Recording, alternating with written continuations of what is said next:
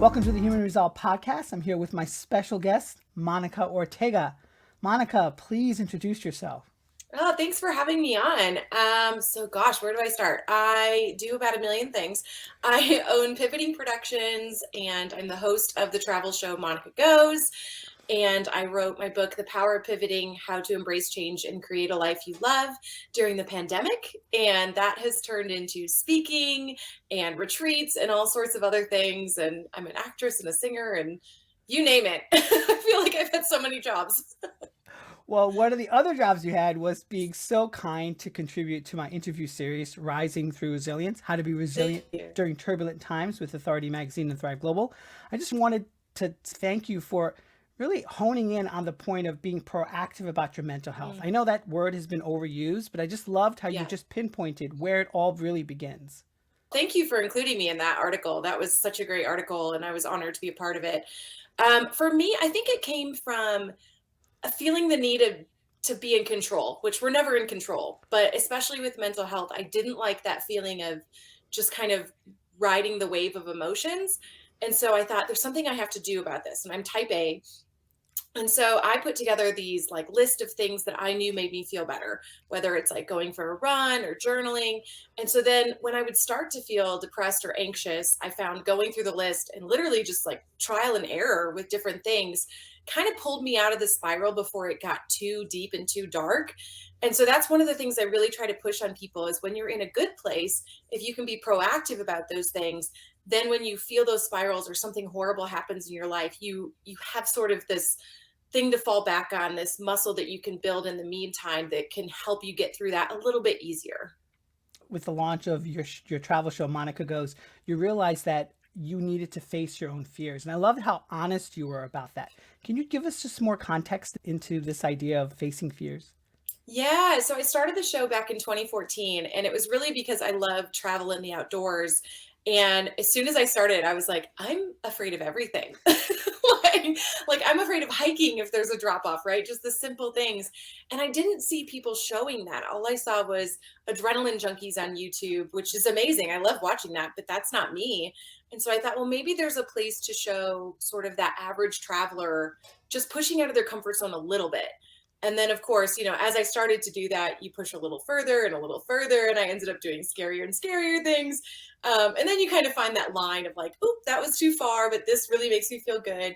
But I really dove into that feeling afterward of when you face a fear and you come through it, it's super empowering. And you can't think about the past or the present, or the past or the future. You're so present in those moments when your fear kicks in, and it's really empowering afterward to know that you could do it. I had a really good friend a while ago who once said to me his father told him every decade you should do something different with your life. And I just Mm. loved how in the article you mentioned you lived about 30 lives. I mean, I'm so I feel curious. like Please it. let me know what those 30 lives are. That's Oh my amazing. gosh. Well, I've always been in the entertainment field in one way or another, and that's taken me to so many different spots. So I worked at a ranch resort, and I kind of lived this like country lifestyle, teaching line dance and riding a bull, singing the national anthem at rodeos and doing stunt shows. And so that was like one big chunk. And then that took me to Nashville to pursue music. And I did some music there, but I really got into acting and hosting. And then that took me to LA. And so I did the acting and hosting thing, which led into my travel show.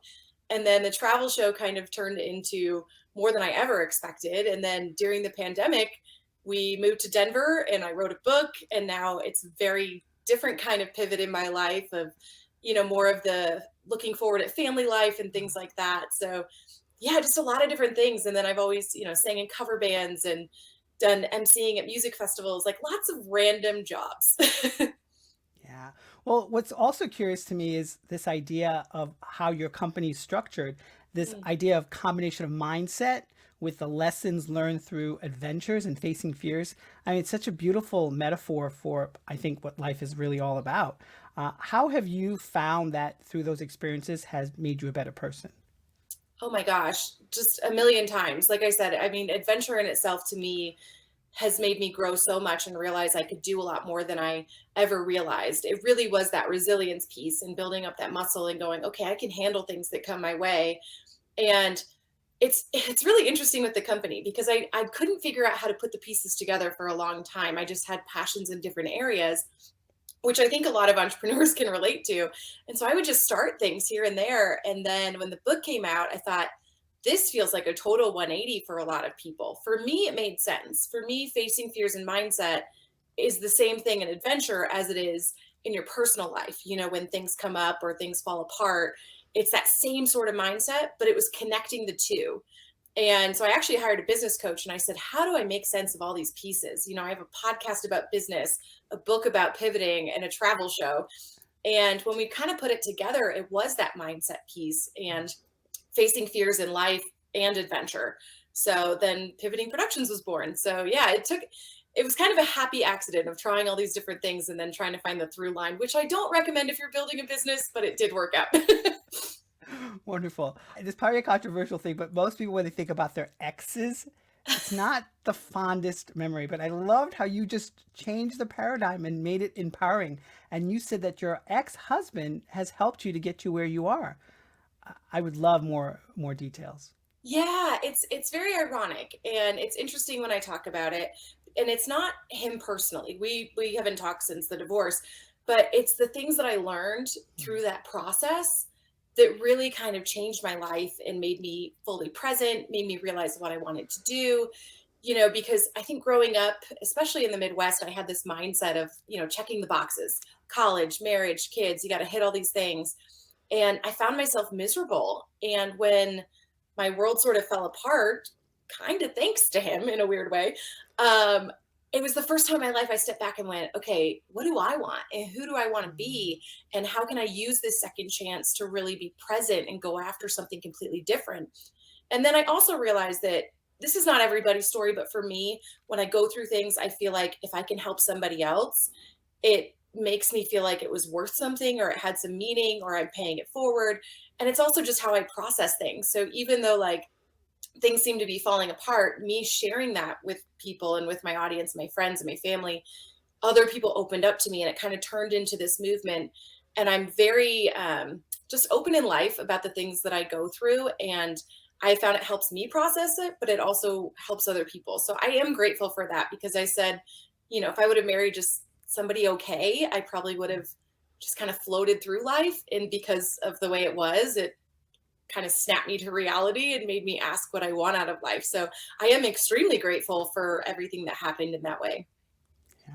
So I wanted to come back to really the focus of today's conversation. Monica, how do you define resilience?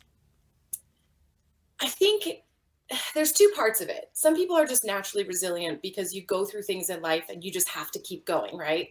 But I do think that there's a way to build that muscle and be proactive. And I think that we can make ourselves more resilient by really shifting that mindset. So defining resilience, I think, would be creating a mindset where you know that you can get through whatever comes your way. That's probably the best way I would describe it. But yeah, I think you can build that up and, like I said, be proactive and put things in place so that when the next thing comes up, you get stronger each time instead of feeling like this is happening to me, realizing it's happening for me, even if I don't necessarily understand the big picture in the moment. Yeah, there was a word in that definition in the article that you wrote, what I thought was very curious from a coach perspective. It's this idea of adaptability. And I think Mm. you're a great example of you might not know exactly what's happening, but you're trying to figure it out and you're trying to adjust accordingly. So I love that. Yeah, that took me a really long time to learn. Being a control freak, I had a really hard time with change. And then I remember I had this really negative experience in college in Chicago and ended up moving back home very depressed and unhappy. And I was scared to take any chances after that. And I remember my dad telling me, you know what, if you're not happy, change. Like nothing's permanent. It's fine. You can pivot, you can make another move. And the second I realized that, life got a little bit less scary, knowing I can change. I can do something else. And if I don't like it, I can go back or switch. And it makes it more like a choose your own adventure in life instead of feeling so terrified of horrible things that may happen. So in the piece, I also asked a question about courage. Do you see resilience and courage as one and the same or different? Oh, that's such a good question.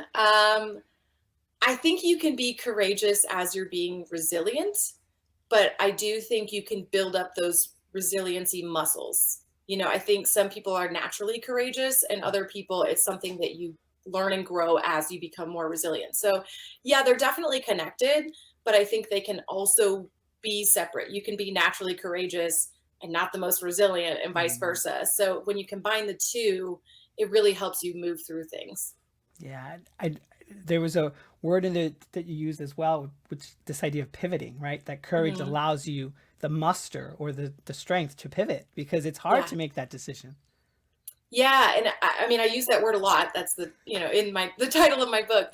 But I love the basketball definition, which Mm. I found out after I read the book, or after I wrote the book, which is you have one foot grounded and the other foot can move in any position at any time, which I think is so beautiful because Yeah. we have these roots and these parts of us that are always going to be there, but we can choose what direction we want our life to go in. And like I said, it makes it a little bit more fun and less scary when you see it as pivoting and not change or, horrible things happening to you. Mhm. Uh, I asked about persons or person that comes to mind when you think of resilience, and you named two, Malala and Oprah. How have their lives really shown you a new way or a new avenue of being? I think the fact that they've gone through so much hard stuff in their life, and they, one, have the mindset of staying positive, but two, they've used their stories to inspire other people, which is something that I feel very, very close to. A lot of people, don't want to share their story or they feel uncomfortable with it, and that's totally fine. But seeing how them sharing their stories have impacted so many people moving forward really inspired me to do the same. Mm. And there was a piece in there about this idea of has someone ever told you something is impossible? And you mentioned you actually put that on yourself, and you made Yeah. it a point to prove yourself wrong. I mean, how lovely is that to confront yourself like that?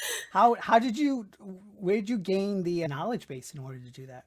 Yeah, I know I talked in the article about this one experience at the ranch that I worked at where my boss handed me like two 60-pound speakers, and we were at a rodeo arena, and he said, "Okay, you have to get the speaker in the box up there." And I said, "This is impossible." And he said, "Well, you'll figure out a way." And he left and he said, "See you at lunch." And to this day, like, I still can't physically wrap my head around how I did it, but I did. Hmm. And there were so many lessons at the ranch that taught me I could do things that seemed impossible in my mind. And then with each adventure, you start going, well, this is terrifying. I can't do this. And then you do, and you keep moving forward. I went whitewater rafting, and I said, I can't get back in the boat after I took a bad swim. I was like, I don't want to do it. I can't do it. And at the same time, I'm literally physically getting back in the boat. So you kind of realize that, like, even if you can't get rid of the word can't out of your vocabulary, you can push past it and keep moving forward. Yeah, it actually reminds me of this didn't happen in my childhood, but when they throw newborns into the pool and they just make them swim, Yeah. like I'm like amazed by that because I was never taught to swim. I never learned to swim. So I just yeah, that's what comes to mind when I think of that. Yeah, I feel like I'm so, like, inherently scared of everything and just a Mm. naturally anxious person, and I've just been incredibly blessed to have people in my life that kind of threw me in the deep end, and I had to figure out a way, so This idea of setbacks also came up in the article, and how you mentioned you try to check off all those boxes to live a normal existence, but you were mhm. miserable in it. What shook you from that viewpoint or mind frame?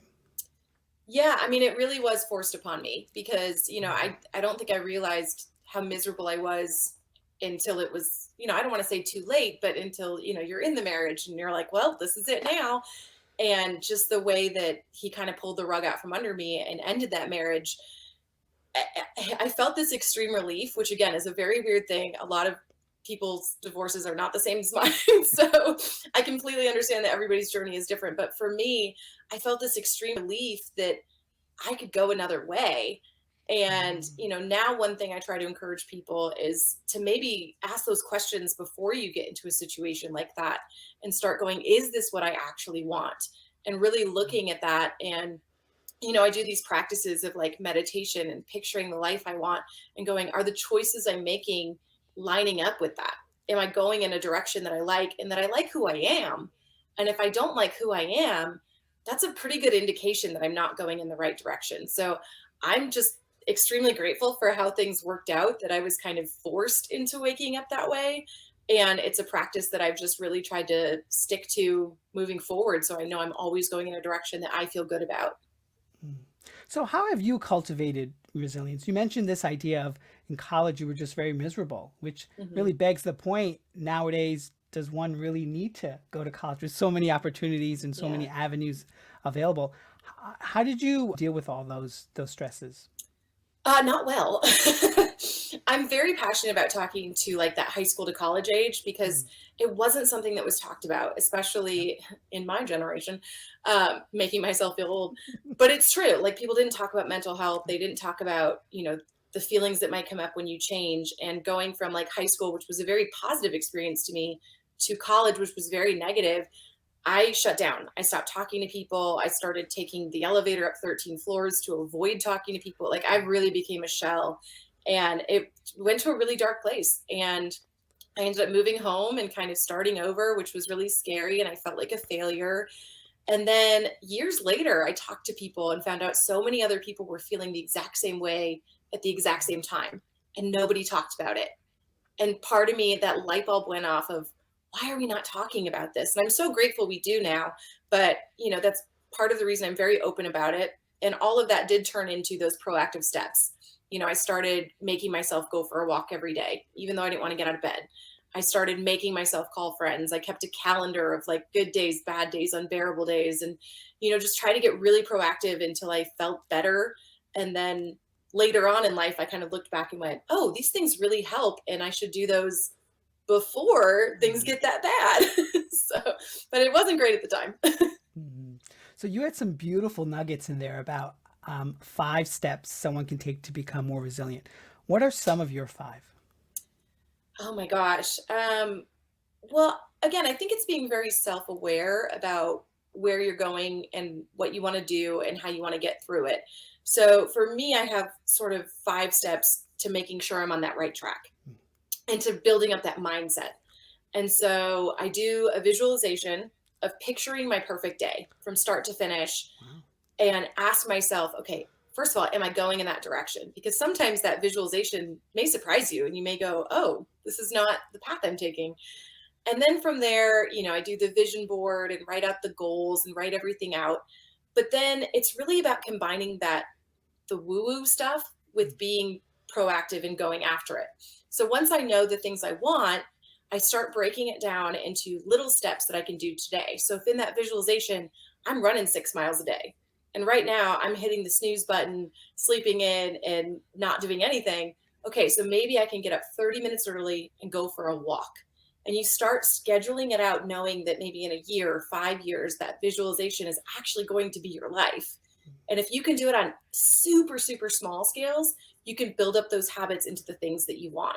And then it's really putting it on the calendar. I think that's the big step that everybody misses. They visualize it, they get all excited, and then they don't change anything. So it's really, signing up for that marathon or that dating app or all the things that you want out of life, break it down into something you can do today. mm, wonderful. So now I want to transition to what I call brainstorming. Okay. There was a question I asked about creating a movement. You mentioned something very interesting about pivot with purpose retreats. I just thought maybe you and I could just talk a little bit about that and find ways to cultivate that or bring that forward Yeah. in a larger way. Yeah. I think, again, it was combining the facing fears of the adventure and the facing fears when you're pivoting or when life just pivots for you. Yeah. And how do we combine that to really cultivate that resilient mindset? And so for me, it was this pivot with purpose adventure retreat. So what we did at the retreat was in the mornings, we would literally go through these exercises, the visualization, we'd have a vision board happy hour, we do all these different things to build up that mindset and go through what barriers are holding you back. And then in the afternoon, we'd go rock climbing or whitewater rafting or like, put yourself in that fear-based situation so that when you get out of that and you have that empowering feeling, you combine it with the barriers that have been holding you back. So I really loved, I mean, we had an amazing time, but I really loved watching other people go, oh, facing fears physically and facing Mhm. fears in pivoting and in life and in mindset are the same thing in a lot of ways. Mm. With your retreats, have you found an uptick due to the pandemic? The fact that we all went through a massive trauma? Yeah. It's hit and miss because some people are still hesitant to travel. So we did one and it went very, very well. And then things started going back up with COVID. And then the second one, people were hesitant about. And so I'm still kind of feeling out like where these are going to go. It's something I'm really passionate about, but it's just figuring out the best way to make people feel comfortable in that situation as well. So I think that there's an uptick in terms of like the coaching and the book and people really getting curious about mindset and mental health. Um, but in terms of getting out and doing it in a group setting, it's still hit and miss. But we're figuring it out. Also, what comes to mind with this topic is the idea of like looking really deeply within. Like, I think when you talk about purpose and then sort of being forced to live a different way or act a different way Hmm. due to circumstances, you are kind of facing some monumental crises in your life. I mean, look at the Yeah, great resignation that's sort of happening or sweeping throughout the different parts of the world. And what really comes to mind is I really love the fact that you're showing yourself as an example of pivoting, even though a crisis never really happened in your life. I mean, things happened, but not yeah, a major one. And I just really think it really starts from within, right? This yeah. calling that you need to figure things out for yourself. Yeah, I think the biggest thing is being self-aware. And for so long, I was in denial about things I was feeling or just thinking I could tough it out and get through things. And then getting really self-aware that, like, maybe I'm not okay. Maybe I need help. And also, it's funny you say, like, some people go through crisis and other people don't. But we get into this mindset of comparing our Yep. crisis. Oh, well, mine's not too bad. Look at what's going on over in Ukraine, or look what's going on with these people that are losing their jobs. But that doesn't help anything. What you're feeling is valid.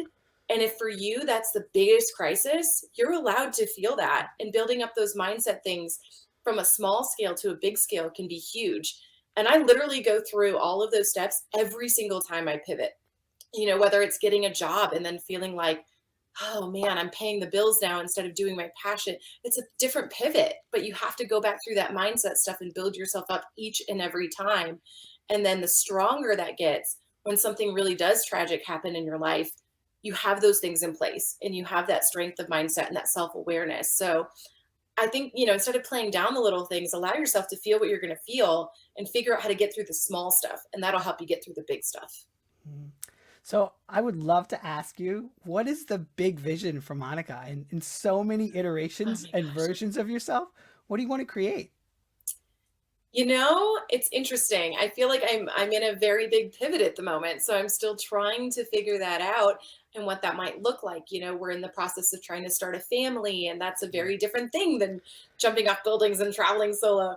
But I think I want to show what that's like. So the family aspect of things, continuing to be very open about the emotional side of whatever's happening in life to try to inspire.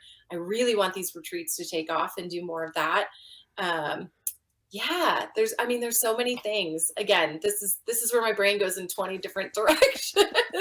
But I'd love to do a TED Talk. That's a huge thing on my list. Yeah, and just keep inspiring people to face their fears. Well, you know what? You've inspired me today. I really appreciate it. How can my viewers and listeners follow you, your work, your company? Yeah, absolutely. So the main website is monicajortega.com. That kind of has everything on it. And then the show is on YouTube at Monica Goes Show and throughout social media at Monica Goes Show. And yeah, that's pretty much it. Well, Monica, this was beautiful. Thank you so much Thank for your you. time. I really, really appreciate it. Thank you for having me.